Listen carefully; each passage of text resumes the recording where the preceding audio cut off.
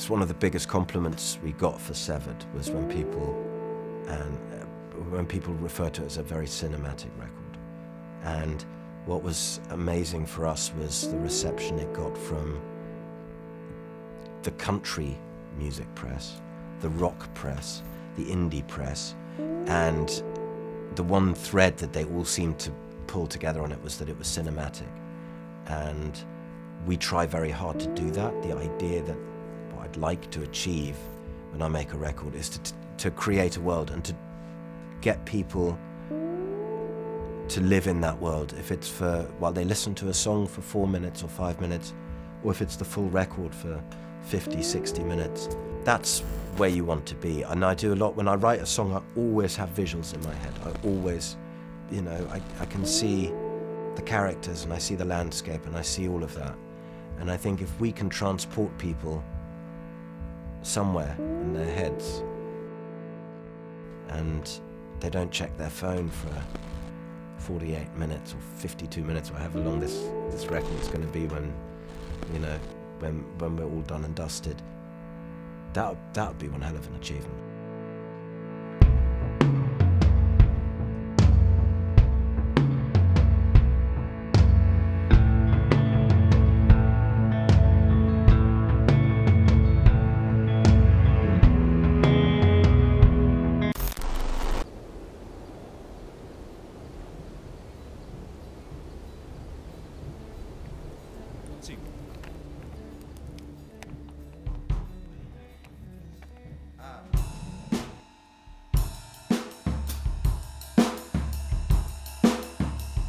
One, two, two. James, I think we need an extra. Right. The first album, Severed, was made very much with me and Ollie Baston, the producer.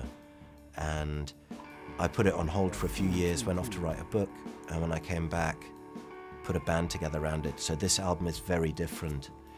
We're still working with Ollie, but it's the first time we're making a record as Curse of Lono, as an actual band, rather than me and a producer sitting in a nice, cozy studio. Bricks and buildings, they don't mean nothing to me anymore. And all the cars driving by don't touch me like before. Down in the gutter is where I pretend to be free. We stumbled across this Joshua Tree thing. Ollie and I started doing demos in London at Flesh and Bone at Stephen's house, and we were going, wouldn't it be cool to take the whole band away somewhere and just for a few days and work on this stuff together with no distraction, somewhere really cool. And someone got in touch with me randomly who I'd known 15 years earlier, and they'd set up this studio out in Joshua Tree. And they said, why don't you come out here? So it was, at that point I called Ollie, I think a week later, and said, how about we do this? And we've got our studio set up here in London, where we've got all our gear, all our guitars are there, everything's set up. And we're there every week. And we work on these songs. We did a lot of the work and the preparation for this record there. But to spend a few days with our producer in this amazing setting, I think that's when things get serious. That's when, a lot of really great stuff starts to happen, and it becomes a bit more of an event rather than just we're back here again day after day, trying to work out what the right chorus chords are or whatever. There's something a bit more magical about it. It seemed like too good an opportunity to miss out on.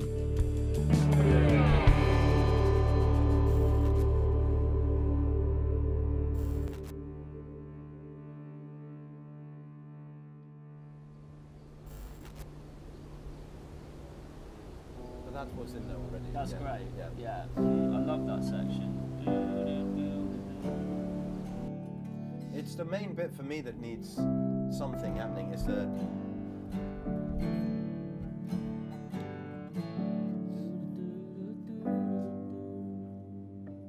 I don't mind going to the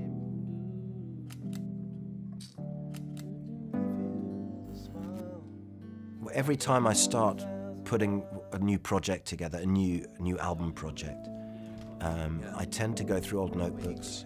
I go through old demos that I recorded years ago, some just recently. Severed was partly called Severed because I wanted to cut my ties with songs about heroin addiction and the dark past that a lot of my material's always been about. But there were some old songs that just were begging to have another crack at the title and have another chance.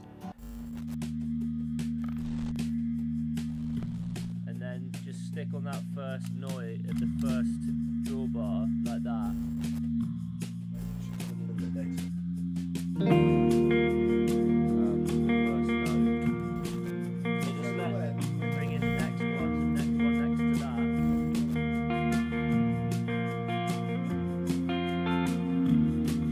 I remember you in Thurlow Square, a grin on your face and a ribbon in your hair.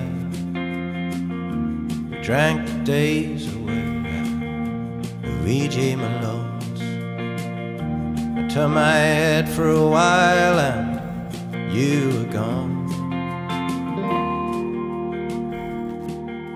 You ask anyone, you go out there and you shoot heroin for 5.5 years, and there's gonna be a lot of people around you that are gonna be dying. That's the environment you're stepping into. So being one of the very few lucky ones who gets out of that kind of thing, I've always been fascinated by, by people, by death and by people passing on. And one minute they're the center of your world, and the next minute that's gone. And that's something it terrifies me, but it's also something I'm trying to get my head around, because to me it seemed, I remember my mother saying to me when I was in my early 20s, you keep going to funerals, you should be going to weddings at your age. It's not something I'm proud of. I look back on that and I just think, what the fuck were you thinking? But at the end of the day, that's when you're that age and you fall into stuff like that and you're unhappy and you have aspirations, and then you read the books and watch the movies about, and your heroes all off their heads, and it can very quickly spiral and snowball into something that, as an arrogant but frightened 17-year-old kid, you didn't really have any intention of taking it. I wanted to hang out with people who I thought were the real deal, the real musicians, Turns out they weren't the real musicians at all. The real musicians were busy making music. They weren't busy talking to people half their age in a pub and shooting heroin.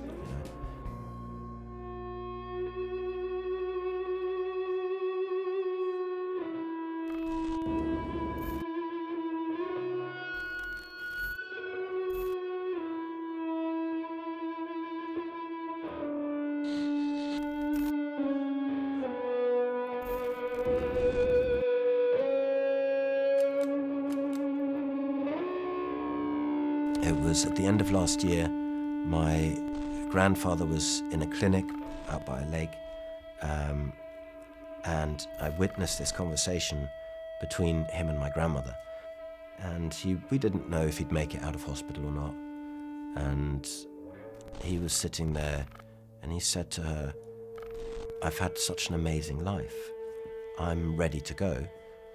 He was ready without being tired of life, and I found that such an inspiring thing to witness, to have someone say, "My life has been amazing," even though he went through the Holocaust. He lost a lot of family.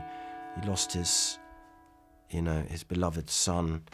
There were so many things that were hard in his life, but he was always an optimist. So to hear this person say, "I'm ready when the time comes," and he meant it.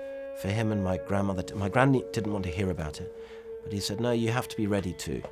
And they sat there holding hands, and he said, "Come on, let's look at our beautiful lake and tell me stories about our life."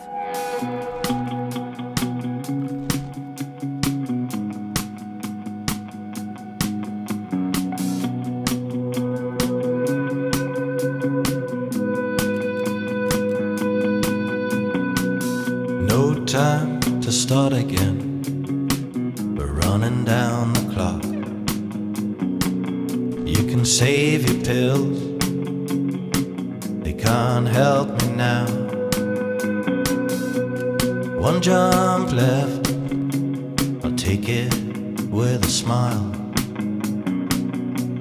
Won't you stay and sit with me a while? I think the feeling on the record, for me, was the idea of how important is everything really. And I was fascinated by this idea of, when you read the book The Dice Man, you know, that anything is really possible. This romantic notion of packing up and getting in a car and driving and never coming back.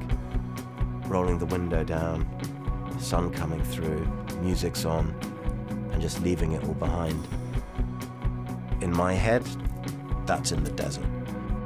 You know, that light-hearted but complicated take on chasing your dreams, and what does that really mean when you're not 18 or 20 anymore?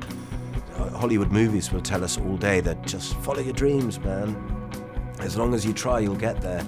We all know that's bullshit, you know, it might happen, it might not, and what is the actual value of the dreams anyway, you know, what is it, and how do your dreams change? These are themes that were really, I was spending an awful lot of time trying to work out while I was making this record.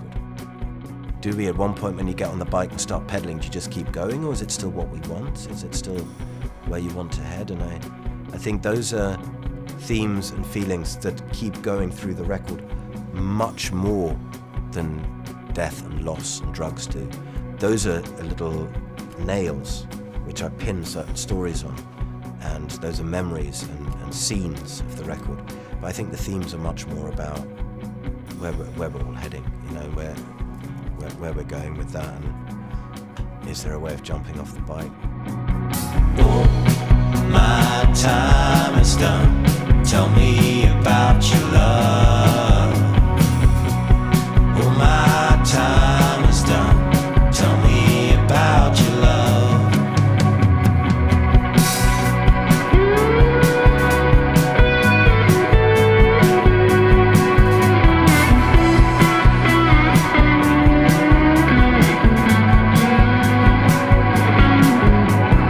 Oh, my time is done. Tell me about your love.